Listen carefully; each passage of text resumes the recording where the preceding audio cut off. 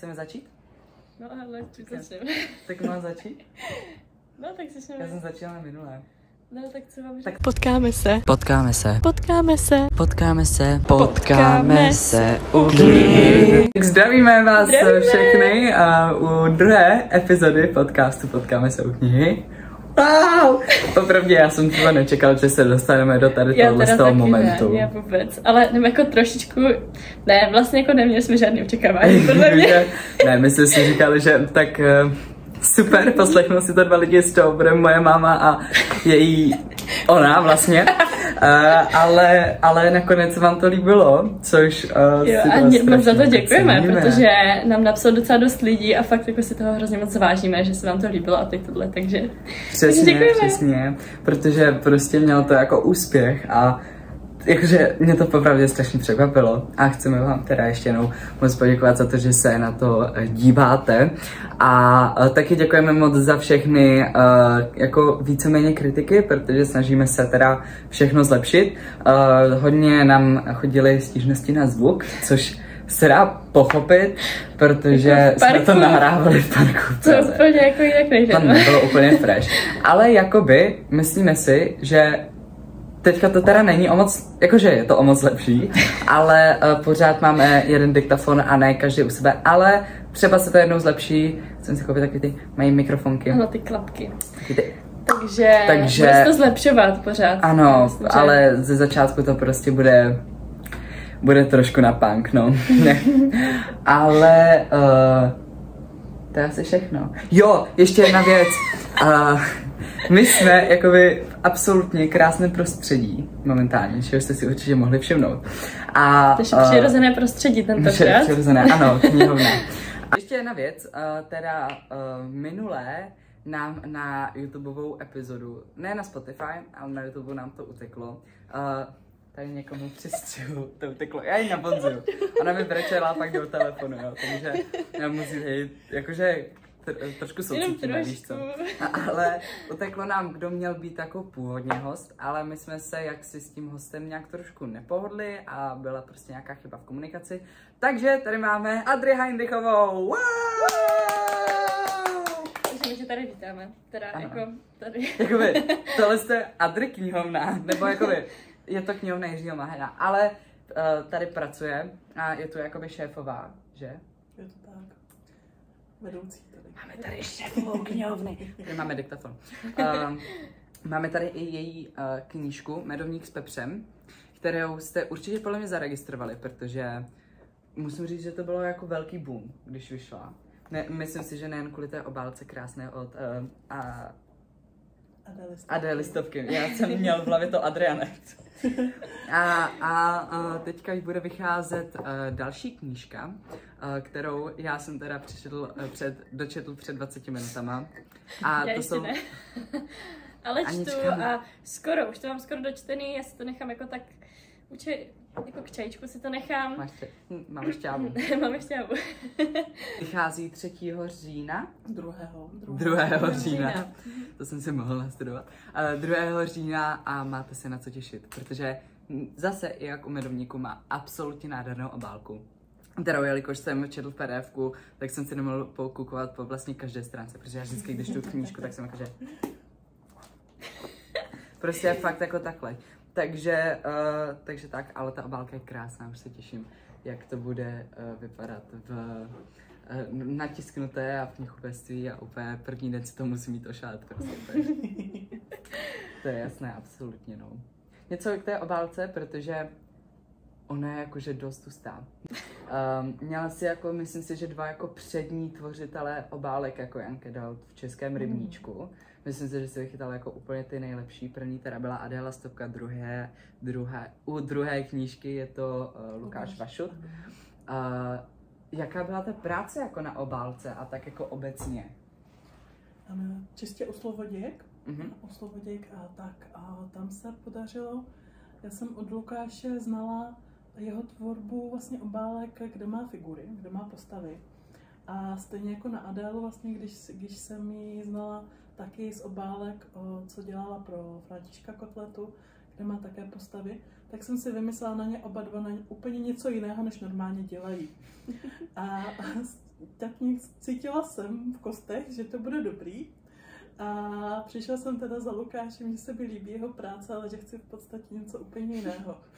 A byla jsem strašně ráda, že se proto nadchlo, že to vzal jako velkou výzvu, nebo výzvu jako takovou, a že šel do toho po hlavě a že byl neskutečně komunikativní. A vlastně všechno jsme tvořili spolu dohromady, celý ten proces. A neustále mi posílal vlastně náhledy, verze, já jsem mu posílala hlasovky. Obdivuji jeho trpělivost, protože ty hlasovky kolikrát byly opravdu dlouhé.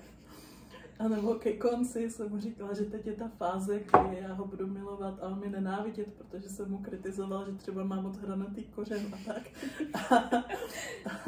A on byl neskutečně trpělivý a zlatý a všechno mi vycházel vstříc a všechno opravoval. Když jsem třeba opravdu posílala, jak jsem měla rozpracovanou obálku na své obrazovce, tak jsem mobilem točila, kde bych jako co si představovala, jak jako posunout. A on to všechno dělal, takže to jsem mu neskutečně vděčná a jsem z toho nadšená. Jsem nadšená z těch barev, z toho provedení, že tam máme všechno, co jsme tam chtěli. A i vlastně ten proces častokrát jako by mi viděl do hlavy a to, co jsem tam já chtěla dát a ještě jsem mu to ani nenavrhla, tak on už mi poslal v té vlastně verzi. A takže byla to výborná spolupráce, já si to nemůžu vynachválit. Myslím, že výsledek stojí za to. Výsledek určitě stojí za to tady, jestli jsem jí doteďka nedal tady tu obálku, tak tady jako by mohla být, myslím, vedle toho medovníku. Ten medovník to nejde moc vidět, ale je tady a je krásná. Ještě něco k tomu medovníku, do té obálce? U medovníku tam vlastně tenkrát Adéla ještě netvořila jen dát obálky, když jsme vlastně vybírali obálku pro medovník. Tak já jsem se velmi nesměla zeptat na nakladatelství, jestli mají jak někoho, u koho by si přáli, aby to bylo, anebo jestli můžu zkusit navrhnout. A v Kubu byly neuvěřitelně otevření. Moje redaktorka byla fantastická s tím, že sice navrhla pár jmen, ale řekla mi klidně, že taky pokud mám někoho vytipovaného, ať pošlu portfolio, tak jsem poslala Adél Stopku, která měla, nebo má teda neskutečně obsáhlé portfolio a líbilo se mi právě, jak různě experimentovala se styly a tak. A tak to vzniklo. Tak teda jsme se domluvili, z Kubu toho byli nadšení, že s ní je taky zlatá komunikace, fantastická a myslím, že ta obálka se povedla moc, že je symbolická, což mám ráda, když jsou obálky symbolické a když člověk ideálně nad tím třeba trošku přemýšlí, co by to mohlo znamenat a není to všechno na první pohled úplně tak jisté. U slovodějek je to už trošku jinačí. Tam je taky řada symbolů, řada těch věcí, co na té obálce má nějaký význam. A tam se směje a přikyvuje, protože mám přečteno a já to jako tuším, no. Ale myslím si, že tam to trošku malinka to přímočarejší, než u toho medovníku, kde je to opravdu hodně metaforické. Když to u těch slovodějek jsou tam takové věci, které jsou jakože zakamuflované a které objevíte během toho čtení. Tak si zjistíte, aha, a jednou, dobře, už to chápu. Můžu potvrdit, ano. Já teda, když jsem dočetl ten medovník, tak jsem si přiznal, já jsem to taky jako moc nenašel, ale Adre prozradila, takže už to jakoby vím. A proto byste si měli přečíst medovník, že jo, abyste objevili tady, nebo neobjevili, jsem tady dala. Tak, teď tady byl trošku střih, protože někdo někomu volal, že? Zdravíme Aništěnu mamku. Ano, u slovodějek jsou taky, že jo, jakože řekla Adry, nějaké věci jsou přímočařejší. Ale počkejte si, až ta knížka bude vytisknutá. Protože my máme v Brně jako knižní klub. A když to jednou jako Adry přinesla, tak já jsem si říkal, to je jakože fakt boží. A to jsem ještě to nečetla, neviděl jsem tu souvislost. Takže počkejte si, až ta knížka bude jako vydaná a budete mít tu fyzickou jako to, protože vzadu na té knížce je překvapení mojí nejoblíbenější postavy. A nezapomenu ti to na konci. Nezapomenu. To byl možná spoiler. Ne, nebyl, samozřejmě. Ale nebudu to vystřelovat. Čekala jsem, že přijdeš a začneš na mě křičet a protože Adam to dočítal tady v knihovně. Já jsem čekala, kdy se ozve ze zhora výkřik, jako. Já jsem dělala, pak jsem si říkala, že jsme v knihovně. Ale došlo by teďka vlastně, že jsme tady sami, takže jako Můžu se krotit, jsme v knihovně. To bychom mohli, no, protože my jsme trošku crazy. Ano. O slovodějkách, kdy jsi začala psát, jaký byl tvůj proces psaní, kde vznikla vlastně ta prvotní inspirace, jak tě to napadlo, proč zrovna první, protože slovodějky se odehrávají jako v období první republiky, víceméně. Takhle, já musím říct, že dokud tam jako nepřijeli cizinci, což víceméně není spoiler, protože to na začátku, tak bych nepochopil, že to jako v první republice je. Ale jak tam přijeli, tak musím říct, že jako rešerše si měla dobré. Ano, to vlastně, já navážu na to, co jste ti řekl naposled. Ano, to bylo přesně takhle cíleně, protože vlastně to město je uzavřené, v podstatě funguje samo o sobě, je to takový svět sám pro sebe. A mělo to být hodně o tom kontrastu právě, že ti cizinci, když se otevře ta městská brána, poprvé od války, vlastně od první světové, kdy během první světové se to neskutečně proměňovalo, tam to období. A já, když jsem si dělala rešerše, tak tam opravdu rok po roce jsou takové rozdíly v oblečení, v myšlení, v kultuře, ve všem. A chtěla jsem, aby tam byl právě ten kontrast, kdy to město ještě trošičku uvízlo v té starší době, maličko. A taky, když si vezmete Harryho Pottera, taky tam máme jakoby středověka, i když jsou to kouzelníci, čarodějové, tak mají takový jako středověk, že? Tam mají vlaka, to je jediná vymoženost, kterou reálně tam existuje. A chtěla jsem právě, aby tam byl malinko ten kontrast, kdy oni tam vlastně, nebudu prozrazovat asi přesně, jak tam nebo jak tam přijedou do toho města. Ale... Už si přijedou tam. To si tam přijedou. Prostě vezmou auto a přijedou. Ten to prozradil. Tak je to první republika. Autem, ale jo, přijedou prvním autem, no, nebo prostě ani v tom městě tam nemají automobily, takže přijedou prvním automobilem. No, mně se to líbilo, ten jako kontrast, že to bylo. A jinak teda k té první otázce, ten proces, jak to vlastně celé vzniklo, to byla obrovská smršť.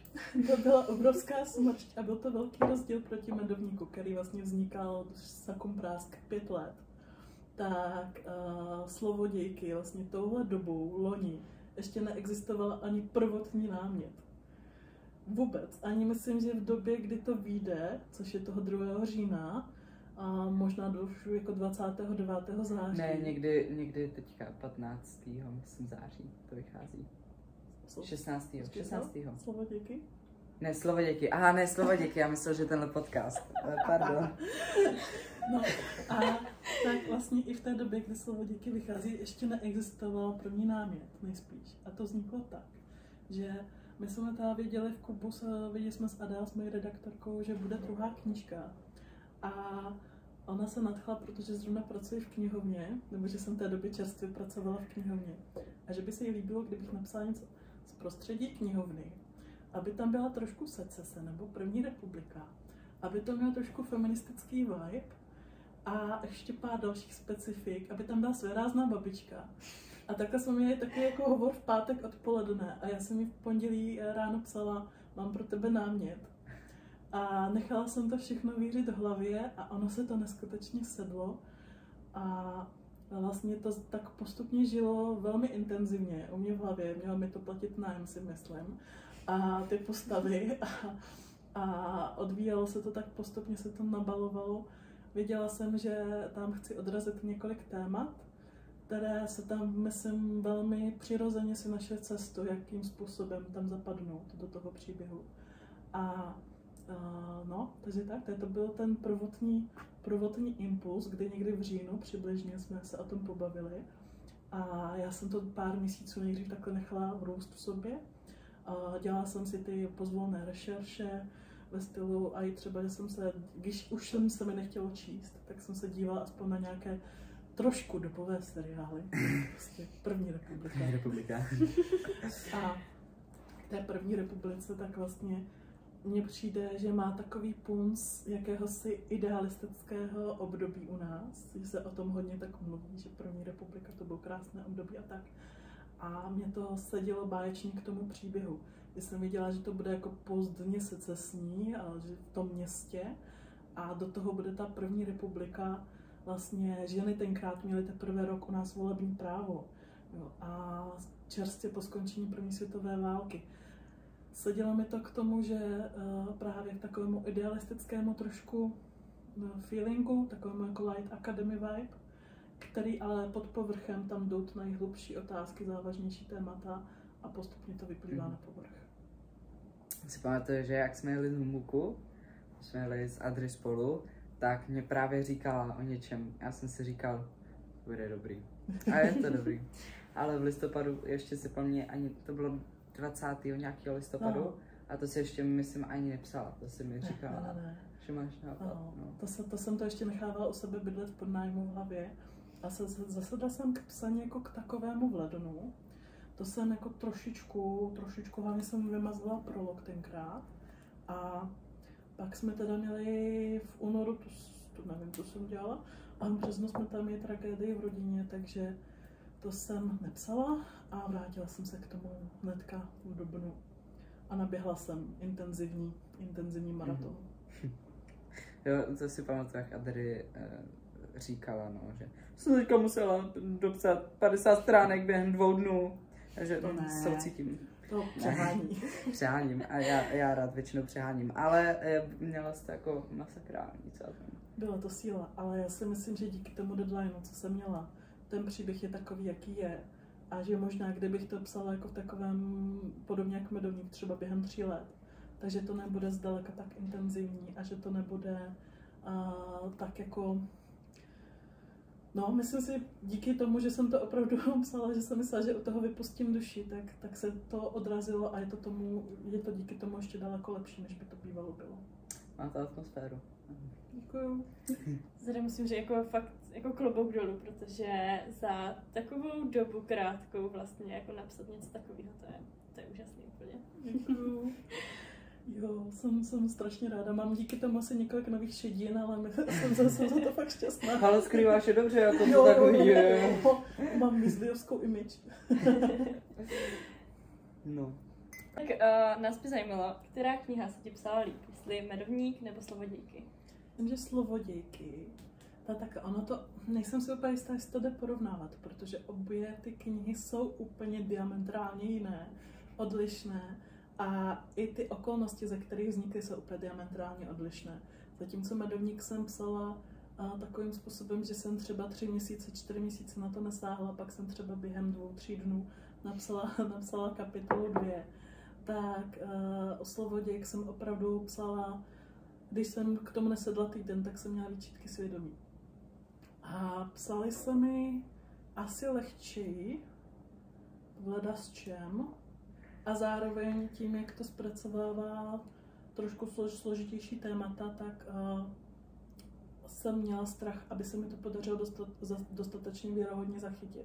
A zároveň a i tu dobu jako takovou, nebo takhle, ano, nejsou historickou fantazii, ale je tam ta inspirace a chtěla jsem, aby tam byla vidět. Takže po této stránce jsem se toho obávala, ale myslím si, že kdybych měla říct jednoznačně, co jsem psal líp, tak Slovodějky. No, já jsem se chtěl... Jo, už to mám v hlavě dlouho. Ty seš, jako vždycky říkáš, jak máš hodně rozepsaných těch knížek. A vždycky, když mě jako říkáš, tak jsou většinou fantasy. Mm-hmm. Proč byl jako Medovník první, když to není fantasy? Já jsem tenkrát nabízela Kubu 2 rukopisy. A Medovník byl dopsaný, druhý byl téměř dopsaný. Oba dva měli zájem. A řekla jsem, že to nechám na nich, s čím budou chtít začít. Tak jsme se rozhodli, že začneme tím Medovníkem, nebo v Kubu se rozhodli, že začneme Medovníkem, že si to tak jako dáme Medovník a pak půjdeme k tomu fantazii se vším všude a tak.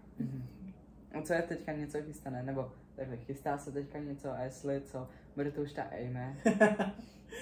Zdravíme Monču Foxonou. Zdravíme.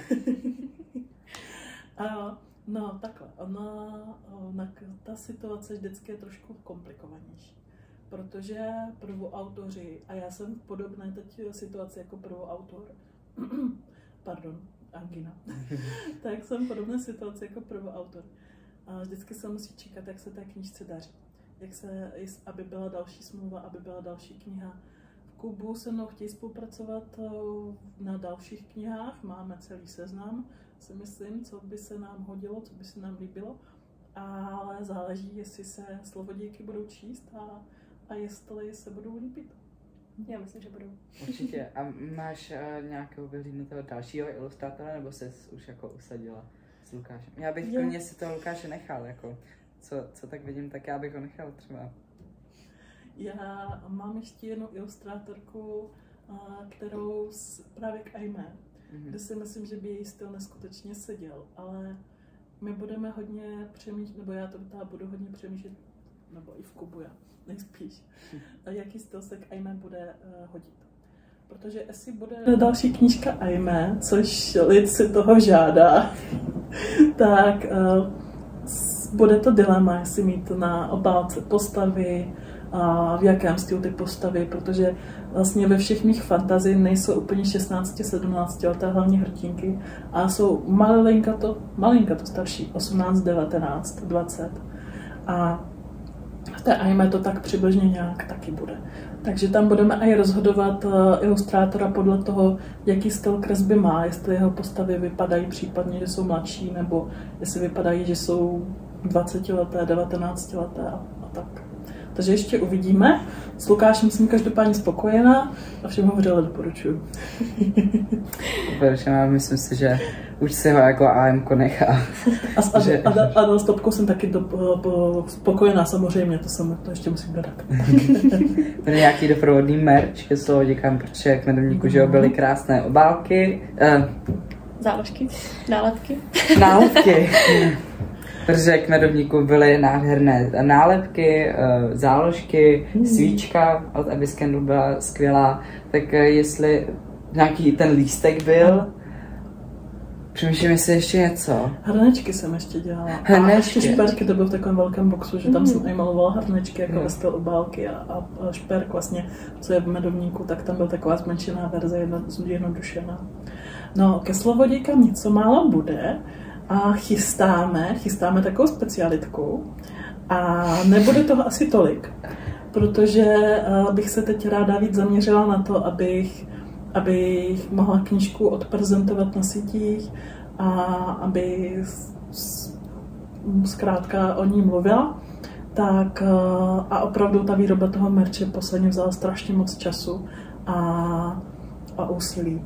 Obzvláště ty hrnečky a ty záložky z té křišťálové pryskyřice a tak to vzalo velké množství času. Takže teď bude něco speciálního. Ráda bych udělala takovou ještě věc na Humbug Fest, takovou speciální, trošku interaktivní možná i. A uvidíme, jestli se to podaří, ale jo, bude se na co těšit. My se těšíme moc. My se těšíme, aby se ještě s náma. To je skvělé, Horste. Ano, Gáby. Přemýšlím. Tea time. Ten tam dám nějaký zvuky strašného strkání a mlaskání. Prosím, můžeme udělat ASMR. Strašně musím. Já jsem ho Audrey, ale it's just what it needs. Já nesnáším mlaskání, strkání. V kolika letech jsi začala psát tu svoji první knížku nějakou? Úplně první 10 letech. To jsem začala psát. To byla taková partička čarodějek, která každá ovládala nějakou magii květin a řešila takový holčičí dobrodružství a tančícího medvěda a nevím co všechno. Trošku mi to, já mám 2 starší bratry, oni mi hodně pouštěli anime a popravdě si myslím, že to mělo hodně takový jako anime vibe, jo, takže úplně první 10 letech do sešitu ještě. Medovník začal kdy?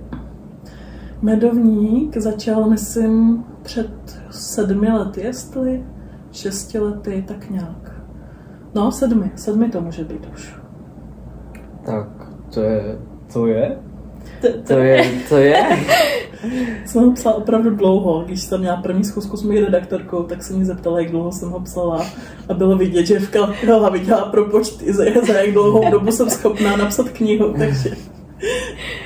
No. A Kubu, byla tvoje první volba jako nakladatelství? Byl první volbou z toho důvodu, že v Kubu jsou neskuteční srdcaři.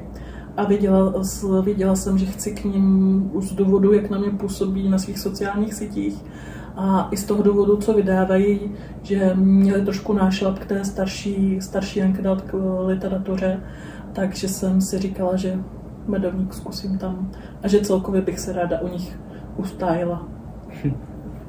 Máš plánu další knihy? To není otázka, to je jako jasný. A další knihy budou, to zase říkám já. Ale která je teda, já už jsem se na to ptal asi, ale ty jsi na to pro mě neodpověděla. Která je další v pořadí? Jestli všechno půjde dobře. No, ono totiž je ta, jako asi, máme tam lehké rozpaky. Ano, autorské rozpaky. Takhle, zvažujeme, že by příští byla Aimé, protože jinak asi mě Monča Fuxor už zabije a žádná další knížka už nebude. Takže čistě jako z tohoto důvodu, že buď to bude Aimé nebo nic. To bude Aimé a Adry, anebo nebude nic prostě. Ono totiž strašně taky záleží, co vy zrovna budete chtít číst.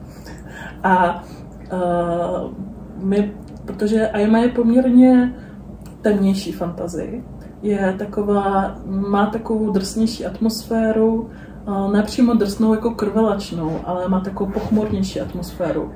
Jo. A teďka já mám taky jako rozepsaný námět na jenom vyloženě feel good fantazii, a hodně romantickou, hodně feel good.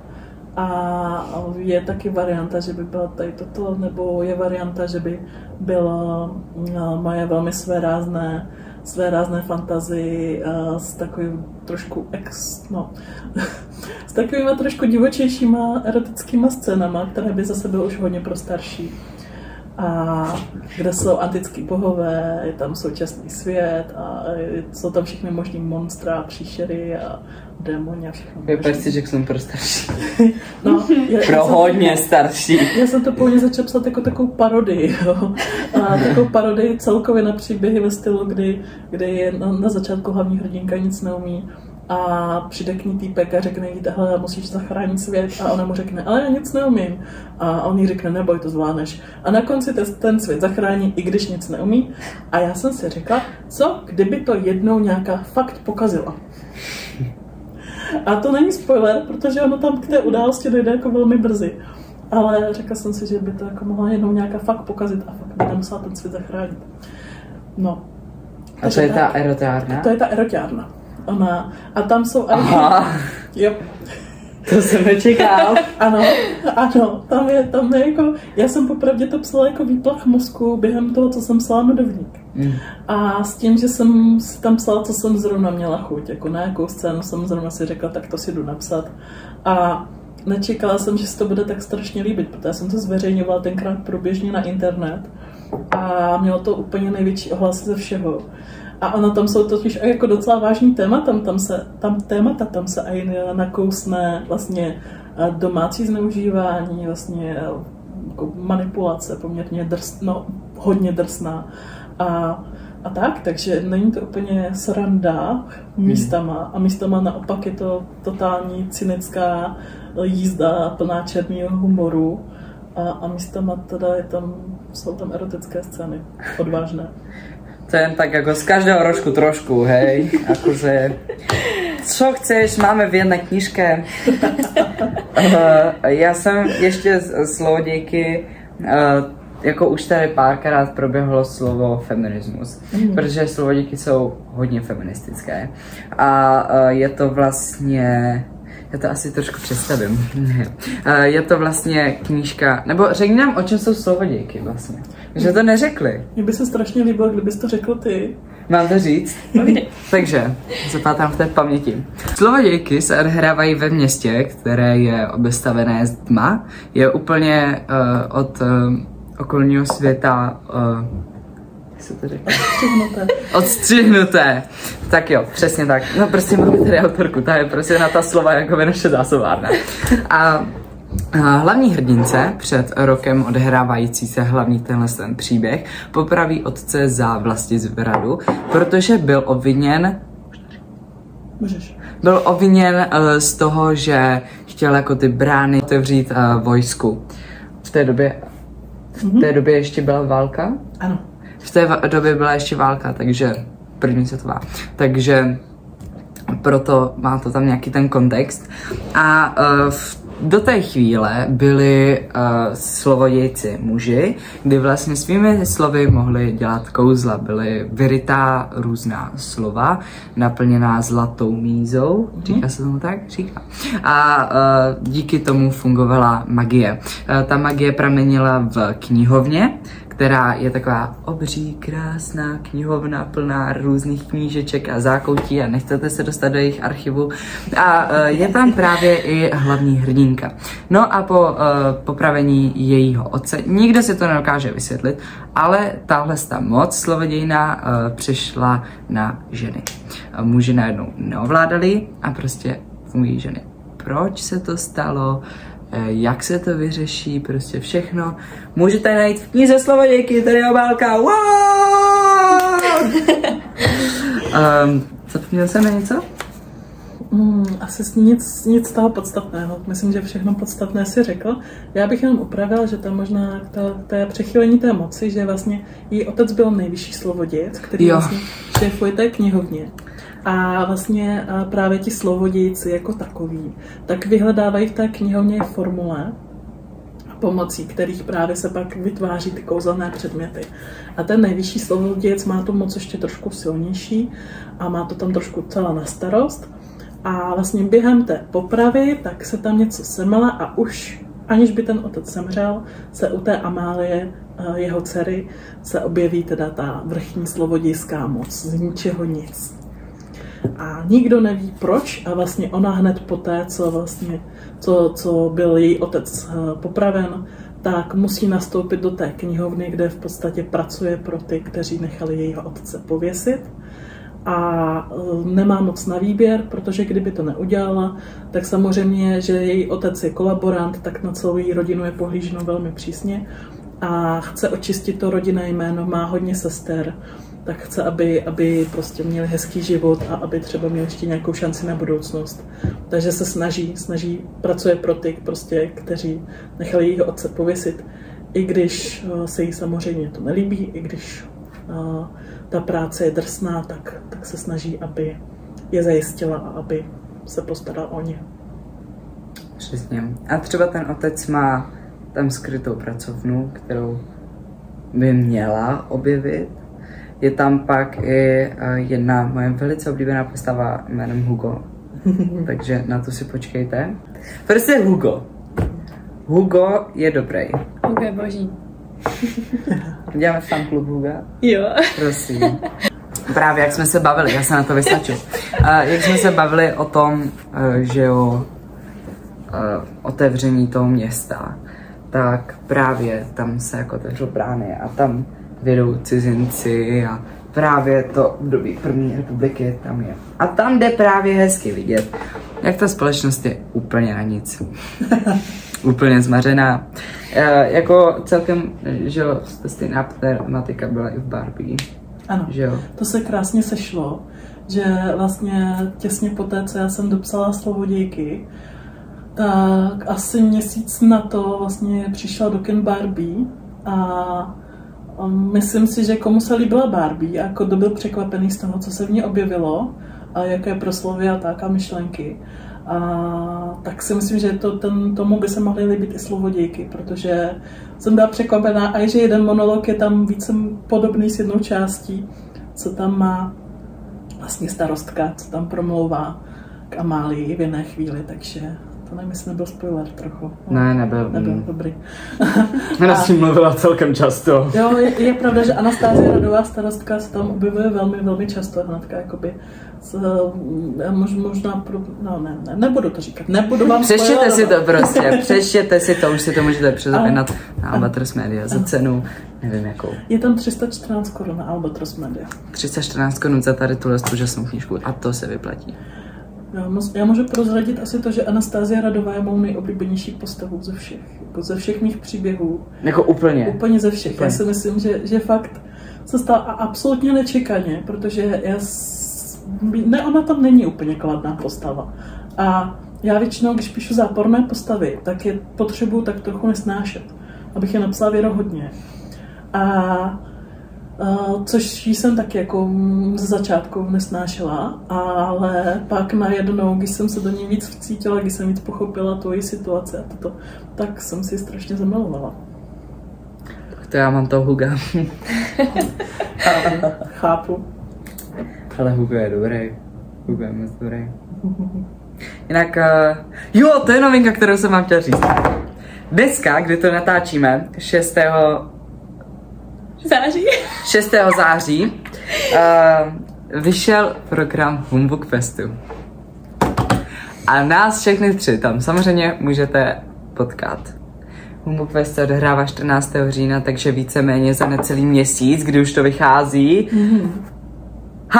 Kdy to před chvílí bylo rok. Ale, takže nás všechny 3 můžete potkat na besedách. A tady bude mít i autogramiádu, což my zase tak jako cool nejsme, abychom měli autogramiádu, ale jednou určitě budeme. Tak jestli budete chtít, tak... Napište Humbuku, že chcete podcastovou tu, jak se to jmenuje? Besedu. Podcastovou besedu s náma příští rok na Humbuku. A třeba budeme mít meet and greet. Takže Adri bude mít jakou besedu? Přesně mi vypadl název, ale je to v podstatě o skákání mezi žánry, nebo ta obsaní různých žánrů. Moc se na to těším, budeme tam dobrý složení. Ono už je to veřejně, že můžu to říct. Budeme tam se Sterakem a s Peťou Martíškovou a ještě se Zoe Maxnerovou, co napsala Národní opruzení. Tyjo, to bude dobrá partička. No, to bude jako dobrá party, si myslím. A kdo vám to moderuje? Katka Šartická. Tak tam nás asi taky potkáte na chvilku.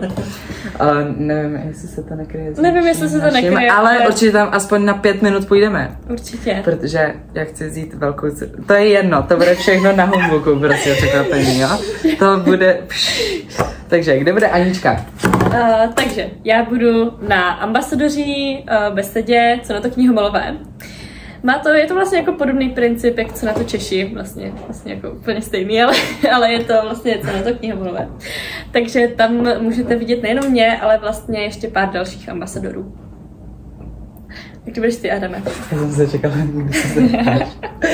já budu na besedě Queer a Gender bez růžových brýlí, budu teda spolumoderovat, budu moderovat s Denčou Falešníkovou alias Lapety Denny a hosté budou na té besedě Alena Štraubová, autorka knížky Léto mezi řádky, Martina Viktorie Kopecká, která je autorka knížek Zpověď farářky a Deník farářky a potom s ilustrátorkou Štěpánkou Jislovou, které třeba teďka nedávno vyšel komiks Supro, ale ještě i teďka něco nejnovějšího vyšlo, ale nevím, jak se to jmenuje. Takže tak, určitě ale určitě tam nás nenajdete jenom tam. Určitě nás najdete i na spoustu. Všude. Jakoby víceméně všude. Myslím si, že já doufám, že třeba mě potkáte ještě v cosplay přehlídce. Mě možná taky. Pokud nás vyberou a pokud vůbec stihneme poslat ty přihlášky, protože jsou do neděle a já to vůbec nemám. Humbug Fest 14. října, pokud nemáte lístky, ještě jsou? Ještě jich jsou. Je není jich asi spoustu. Základní ještě jsou určitě. A jich spousta? Asi ne. Asi jich není spousta, ale jsou. Ale určitě některý jsou. Jsou základní lístky, myslím 799 korun stojí, takže kdybyste nás chtěli strašně moc vidět, což určitě chcete, tak přijeďte do Prahy do O2 Univerze 14. října. A já bych mohl být jako Humbug ambasador, já jsem fakt jako v tom promu úplně dobrý. Yeah. Seš? Trošku. Adri měla mít stánek. Jo, k tomu jsme se mohli, takhle jsme se dostali okličkou. Adri měla mít stánek se šperky, protože ona dělá šperky. Nakonec mít nebude. Ale... Neřekla bych, že jsem měla mít stánek, zvažovala. Zvažovala to, ale řekla to mě, takže já jsem to brala jako jasnou věc. S knižními šperky, že bych nějaké udělala, no. Ano, a proč zrovna výroba šperků, co přesně vyrábíš, jak dlouho ti to zabere a kde bereš inspiraci? To bys mohla třeba říct ještě. Proč zrovna výroba šperků? Já jsem jako malá vyrůstala samozřejmě na různých pohádkách a tak. A viděla jsem milovala jsem pohádku Princezna se zlatou hvězdou na čele. A strašně mi tam učarovala, jak tam je ta přehlídka šatů. To se mě děsně líbila, jsem to pak všude kreslila, ty šaty a tak. A ty šperky k tomu pak mě docela blízko, že jsem se věnovala různým tvůrčím činnostem. No a sněla jsem taky o tom, že budu mít velkou módní přehlídku. Řekla jsem, no návrhářka ze mě už asi nebude, tak se šperky by to asi šlo. A já jsem tenkrát měla hodně špatný vztah. A kdy to opravdu končilo takovým jako toxickým způsobem, kdy ta dotyčná osoba mi říkala, že nikdy ničeho nedosáhnu, že nikdy žádnou přehlídku mít nebudu a tak. A já jsem se trucla a řekla jsem si, tak a do ruká do nej budu mít. A i když jsem tenkrát nikoho neznala v branži, tak se mi to shodou šílených okolností, který jsem musela jít hodně naproti a jít si zatím, tak se mi to opravdu podařilo. To by bylo na dlouho, kdybych vykládala celý příběh, ale přesně o rok později jsem měla 4kilový náhrdelník na Prague Fashion Weeku, na pařížské, vlastně na módní přehlídce, pak v Paříži na celosvětové výstavě a o pár měsíců později jsem měla velkou módní přehlídku se svými šperky vlastně v Praze v Hiltonu na přehlídce Top Secret. Takže takový příběh zatím je, proč šperky, jak to začalo. A jinak teďka zrovna netvořím. Já už mám pár let docela pauzu. Postupně se k tomu vracím. Ale baví mě hodně takové šperky, které jsou trošku, to bych řekla právě na hranici fantazie, které jsou malinko možná teatrální, ale zároveň ne úplně moc, ale tak nějak ozvláštňují takový ten tradiční outfit a vytváří pocit, že jste najednou někde úplně na jiném místě a úplně v jiném světě a tak. A to mě baví a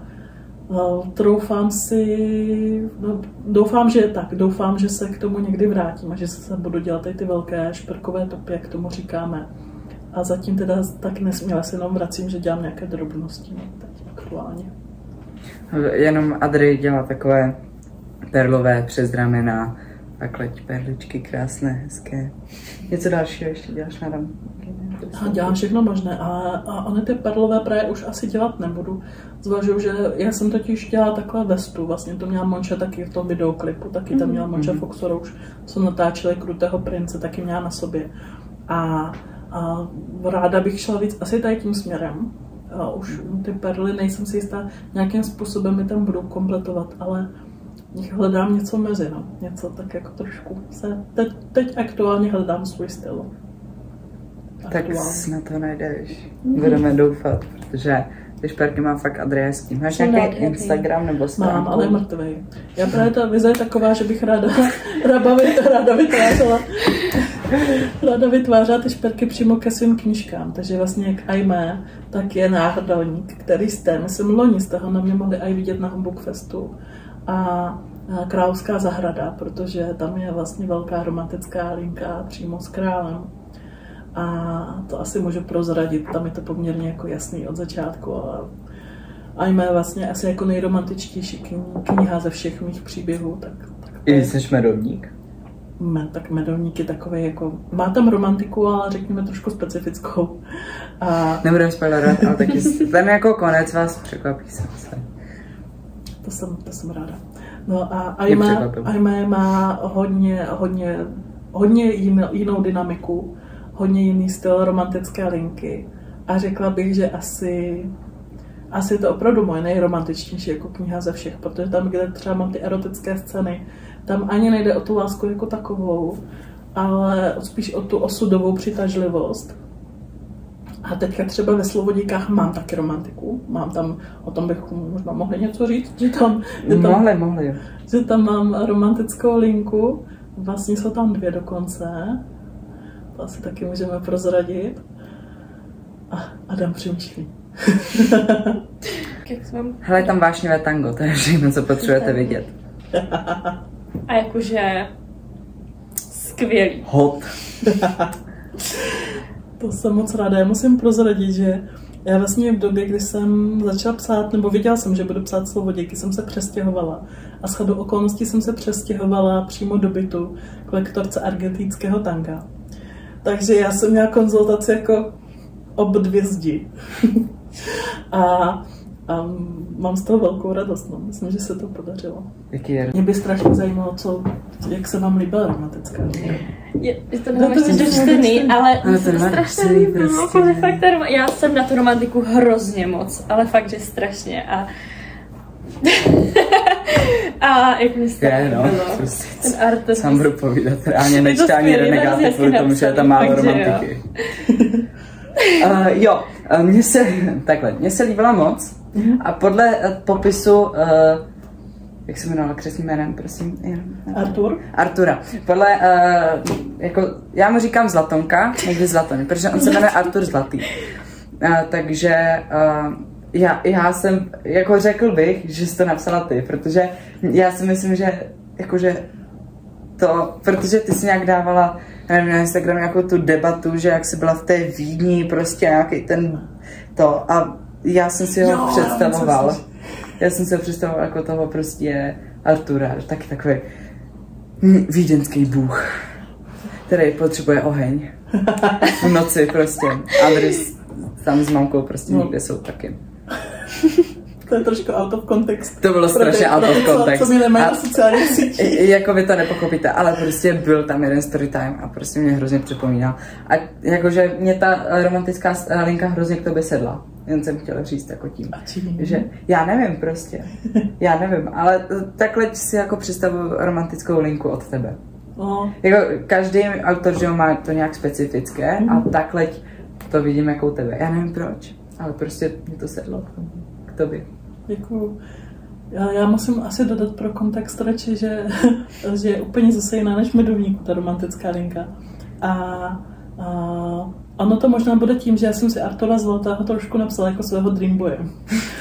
A když jsem si jako představila, já jsem opravdu u Slovoděk si představovala, co mě baví číst a jakou knížku bych sama pro sebe napsala. A pak je velká pravděpodobnost, že někdo má stejný vkus a že někoho to taky bude bavit.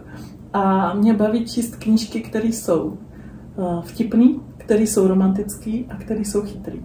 Ideálně všechny tři věci dohromady. A fantasy. A to jsem se snažila tady u Slovodějk. A právě u Artura jsem postupovala stejně. Jsem si představila vlastně svého vysněného muže, který je dost možná úplně nerealistický, ale jak by se mi líbilo, aby to vypadalo, jak by se choval a co bych oceňovala, jaké stránky povahové a tak. A to jsem si vlastně napsala. Včetně. Moc hezky jste napsala. Moc hezky. Na Instagramu nám přišlo, že my se dávali jako otázky na tebe, tak nám přišly 2 otázky, to stejné, jak jako přečtu přesně, slepený. Jak vnímáš negativní recenze? Protože Medovník není úplně pro každého. Řekl bych, že každá knížka není pro každého. A myslím si, že Medovníku mnoho lidí nevědělo, co čekat, protože podle té anotace asi taky nevíš víceméně, co čekat. Já jsem to taky nevěděl, co čekat, ale mně se třeba líbilo. Tak spousta lidí, nebo ne spousta lidí, ale někteří lidé prostě jim to tak nepřišlo a moc se jim nelíbilo. Jaký to bylo jako pro tebe se s tím vyrovnat? Jako čekala jsi to? Nebo to bylo pro tebe, že jsi říkala jako, že aha, měla jsi jako chuť třeba i s psaním skončit a prostě všechno takhle? Bylo to samozřejmě složitý, protože já tím, jak jsem o tom sněla opravdu těsně dlouho, 20 let. 20 let jsem si představovala, že prostě budu spisovatelka a že vydám knihu. A teď jsem se na to strašně těšila, až si budu moct s lidmi popovídat o té knížce. A člověk, to psaní je opravdu neuvěřitelně osamělý. A najednou máte možnost sdílet ten svět, tu knížku, která nějakým způsobem s ní žijete velmi dlouhou dobu, taky sdílet s ostatními. A ze začátku byly velmi nadšené, velmi pozitivní recenze. Já jsem z toho obrovskou radost. A pak začaly chodit ty negativní. A to potom bylo takové, že jsem si říkala, tak dobře, tady se to prostě neshodlo, tady jako se to netrefilo, protože já si myslím, že Medovník je velmi specifický v tom, že je potřeba, aby toho čtenáře zachytil v ten správný čas. tu správnou chvíli, kdy to nějaká ta myšlenka, co jsem se tam snažila dát, kdy ho má šanci oslovit, kdy ho má šanci nějakým způsobem v něm rezonovat.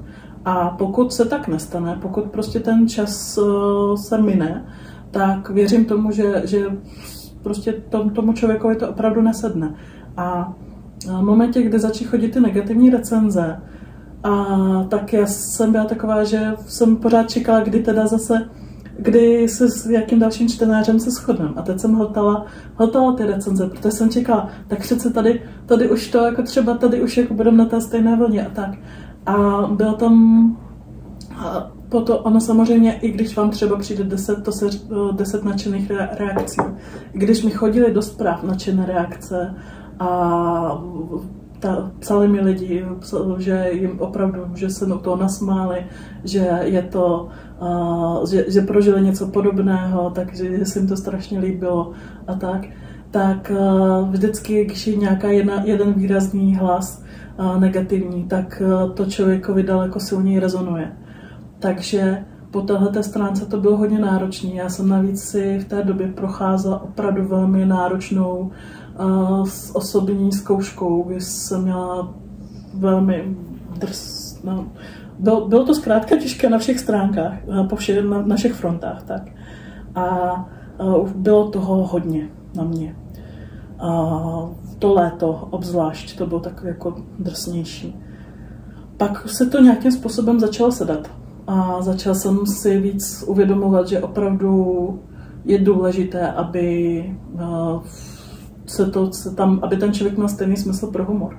Což humor je strašně subjektivní věc. A co třeba mám jako největší vlnu nadšených čtenářek, tak jsou ženy kolem 35 let, které si říkám, no buď mají stejný smysl pro humor, anebo my jsme vyrostli ve stejné době.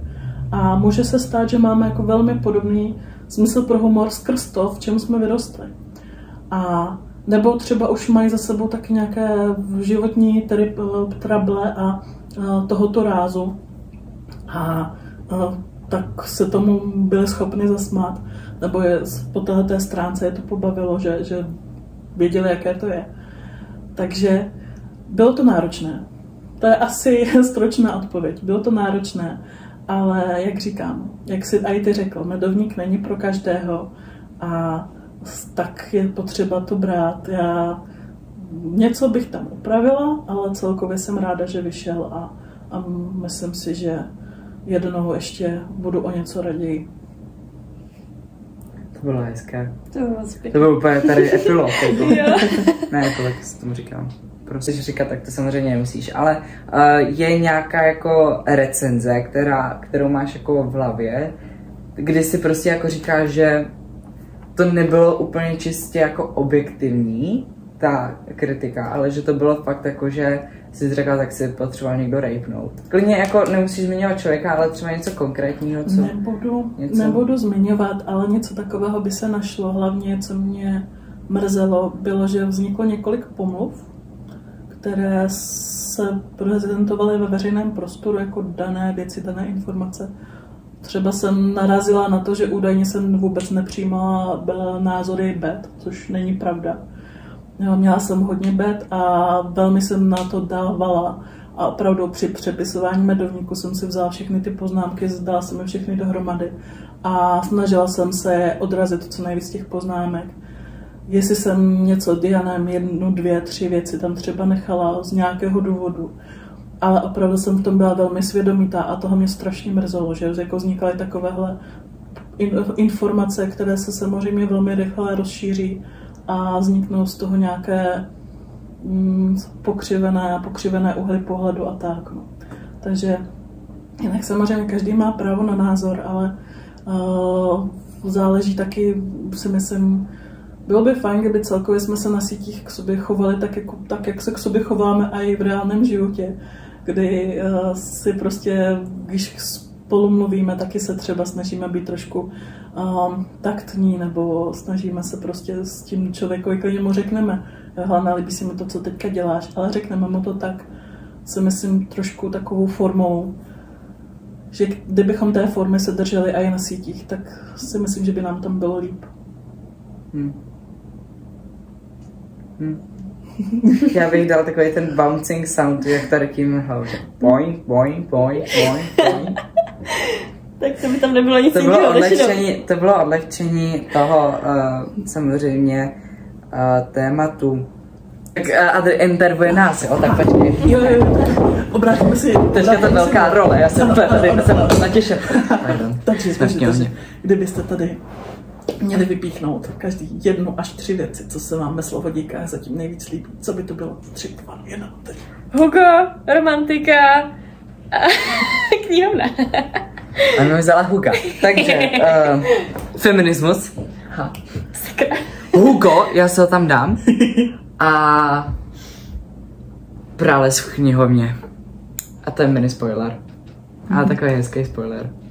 A je tam hrozně té knihovny, já to vím, ale prostě mně se ta knihovna fakt líbila. No, děkuji. Při psaní nějaký jako psací kámoše, nebo někoho jako, koho bys chtěla vyzdvihnout tady v tomhle podcastu. Dáme tady jejich knížky třeba, pokud jsou to autoři, jakože, aby měli tady nějakou poctu. Já doufám, že teďka na nikoho nezapomenu, ale velkou oporou mi byla moje beta, booktrovertka, Karin, která mi chytla spoustu věcí a měla velký podíl na tom. A velikánskou oporou byl Vojta Záleský, který vlastně byl u toho... Povídej. Běž se najít. Máš tam knížku? Jo, já vím, kde. Který byl přímo vlastně u zrodu Slovoděk a který mě hodně podporoval. Si neběhá mládeži. Který mě hodně podporoval. A stále podporuje. A vlastně já jsem tam měla, a mám tam i jednu scénu, kdy konkrétně jsem přesně jako mu řekla, čau, prosím tě, píšu ti, protože potřebuju hero myšlení. A mám tady tohoto situaci, potřebuju vidět, jak by se zachoval hero hrdina. A to je dvakrát po sobě řečný hero, hrdina hero. No, to je jedno. A on mi jako, tak jsem mu popsala situaci, a on mi řekl, jako, co by udělal na jeho místě. A říkám, to je ono, dík. A je tam víc takhle, víc okamžiků, kdy opravdu jeho názor tak zasáhl do knížky a mám z toho, zasáhl. Dá mi třeba nějakou otázku, která mi pomohla jako tam ještě něco trošku třeba dovysvětlit a tak. Takže jo, takže Vojta Záleský, on tam měl obrovský podíl. Karin a Lenka a ještě Verča González, tak ty mi všechny betovali knížku a jsou i v poděkování, takže tam najdete. Čtěte poděkování. Je už takhle můj tip, čtěte poděkování, protože kolikrát se tam dozvíte nějaký jako věci, které třeba já jsem přežil poděkování k Korunním princeznám a zjistil jsem, že bude na Disney film. Hustý. Jakože čtěte poděkování, protože kolikrát ty poděkování jako někdy jsou hrozně cheesy a číst jako tam 20 jmen, který vám nic neřeknou redaktorů, tak to je sice fajn, ale fakt vám to nic neřekne, ale kolikrát jsou tam fakt dobrý věci, takže ten jméno jenom přejete a čtěte dál. My jsme vlastně v poděkování z medovníku dali takovou specialitku, že tam... Jo, tam je dobrý. Tam je recept a jsou tam i některé vzkazy předlohám románových postav. A vlastně v poděkování Slovoděk je taky jedna informace, která tomu ještě dodá takovou specialitu. Musí přečíst. Asi jsme řekli všechno. Řekli jsme toho dost. A navíc mi Vojta Záleský nařídila klidový režim, protože jsem nemocná a mám prý si lehnout.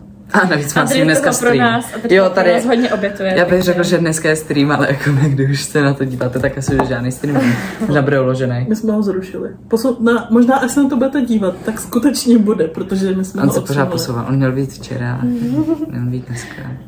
Známe. Autoři prostě. Autoři. Nespolehliví, absolutně.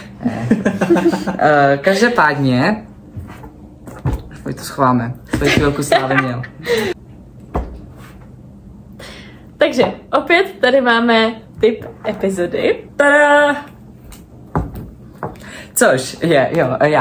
Což je vlastně knížka, kterou jsme přečetli buď jeden z nás, nebo oba dva, nebo ani jeden z nás. Prostě jeden z nás to přečetl, nebo oba dva. Za to většinou 3 týdní, protože epizody vycházejí jednou za 3 týdny, ale my to natáčíme nějak většinou týden, 10 dní před. Takže za ty 3 týdny mezi natáčením, který vám hrozně potřebujeme doporučit. A letos letos. Tentokrát, ne, žádný smích, jedeme dál, prostě, jedeme dál. Tentokrát je to typ Aničky a je to bubínek. Hypotéza lásky. Od Ellie Hazelwood. Všichni ji čtěte, protože je skvělá. Je tam Adam Carlson a ten je hrozně boží. Jako hrozně. A je tam ta romantika a fake dating a prostě všechno. A je tam kafe, Starbucks, miluju. Takže čtěte všichni. Je to hot? To jsem chtěla, aby řekla. Je to hot, je to smash, je to hot, prostě slay, všechno. Ne, prostě je to fakt jako dobrý. Takhle jsem teda četl i já, ale ne v tomhle termíní. Ale tak vám ji moc doporučuji. Je absolutně jakože boží a prostě... Já bych řekl, že Adam Carlson je lepší než Rhys a Cassian dohromady. Jo, řeknu to. Miluju, absolutně. A takhle, kdybych, já to řeknu, i když vlastně to nikoho nezajímá. Kdybych měl doporučit já jednu knížku, tak to jsou naše zakázané vášně, který vám tady hodím obálku, protože to stříhám. Jeli to vám taky strašně doporučuju a teďka vychází druhý díl na konci října a je to absolutně jako geniální. To je asi nejgeniálnější, takhle knížka s nejgeniálnějším koncem, který jsem kdy v životě četl. Já jsem čuměl takhle dokonce prostě takhle jsem fakt jako čuměl a prostě já to fakt strašně miluji. Ještě se to pomalu, takže je to dost pomalá knížka, ale hrozně dobrá. Ale typ téhle epizody je Hypotéza lásky. Tada! Tak a... Všichni čarujeme. My už teda končíme, myslím si, že jsme to řekli celkem dost. Když tak s Adry, pokud se vám tohle to líbilo, tak můžeme vymyslet něco dalšího. A moc děkujeme Adry, že si přijala pozvání do našeho podcastu. Slovodějky vycházejí 2. října. Já pořád mám to 3. v hlavě. 2. října a myslím si, že bude soutěž. Bude určitě soutěž. Ještě určitě se to dozvíte zavčasu. Každopádně do soutěže bude možnost i vyhrát něco speciálního. Určitě teda u Adry bude soutěž. Myslím si, že na našem Instagramu Potkáme soukni taky bude soutěž, protože Adry bude tak hodná a věnuje nám výtisk. Takže se máte na co těšit, protože slovodějky jsou skvělí, takže si je všichni přečtěte. Moc doporučujeme. A ještě jsem chtěl moc poděkovat za PDF, vlastně dřív, protože jsem se přišla hrozně speciálně, že jsem to četl měsíc před vydáním. Takže tak a určitě následujte na sociálních sítích, nejenom kvůli té soutěži, ale protože tam je spoustu i materiálu, který se do tohohle z toho podcastu nevedou, protože by to ubíralo jakoby na tom, jak se to snažíme, aby to bylo seriózní. Třeba tam najdete naše s Aničkou výborné tango. To najdete na sociálních sítích, to tady nedáme. Nedáme. Určitě nás sledujte právě na sociálních sítích. Máme Instagram, TikTok, který spravuje Anička hlavně, protože já nemám TikTok. Potom YouTube, Spotify, který spravujeme oba dva. Potom máme... Víte co? Jděte na náš Instagram a tam v bio máte odkaz na Linktree. Tam máte úplně všechno. Sledujte i nás všechny 3 na Instagramu a Adrianet H. Anna ze světa knih, Book Adam 73 a doufám, že se uvidíme na Humbuku všichni 14. října a mějte se krásně, ještě jednou moc děkujeme Adry. Moc děkujeme, protože bylo to skvělý. Bylo mi ctí být vaším prvním hostem. Ano a děkujeme, že jste nás pozvala tady do tohle z toho úplně úžasného místa a to je knihovna na Vojtové, knihovna Jiřího Majana v Brně, takže pokud hledáte nějakou knížku si vypůjčit, mají tady dobrý knížky. Spoustu Janky dat, spoustu fantazie a sci-fi. Ale tady je hypotézu lásky, takže si to běžte půjčit. A v další epizodě budeme mít ještě dalšího hosta, kterého vám říkat nebudeme zatím, ale dozvíte se na našem Instagramu, určitě odhalení bude. Takže následujte. Určitě následujte, ano, další důvod, proč následovat. No a to je asi tak nějak všechno. 4. epizoda bude Humbuková, taky, to bude report takovej, takže máte takhle dopředu víceméně dost věcí, na které se těšit. A křest slovodějky taky. Ten bude kdy? 31. října je křest slovodějk, tady u nás v knihovně, vlastně na Halloween. Což vzhledem k tomu, že knihovna je stavěná na hřbitově původním, tak může se tady dít ledasco, a budeme tady vlastně s mým kamarádem, co hraje v divadle, tak budeme tady číst ukázky. Takže Takže přijďte. Přijďte na Vojtové, knihovna Vojtova, knihovna Jiřího Májana na Vojtové 31. října. Asi v 6 hodin. Asi v 6 hodin. Třeba se tam objevíme i my dva. Možná. Možná, pokud budeme mít čas. Ale já si myslím, že určitě. Já myslím, že jo. Jo? Tak jo. Bude, určitě. Tak jo, tak se mějte krásně ještě jednou a čau! Čau, bye!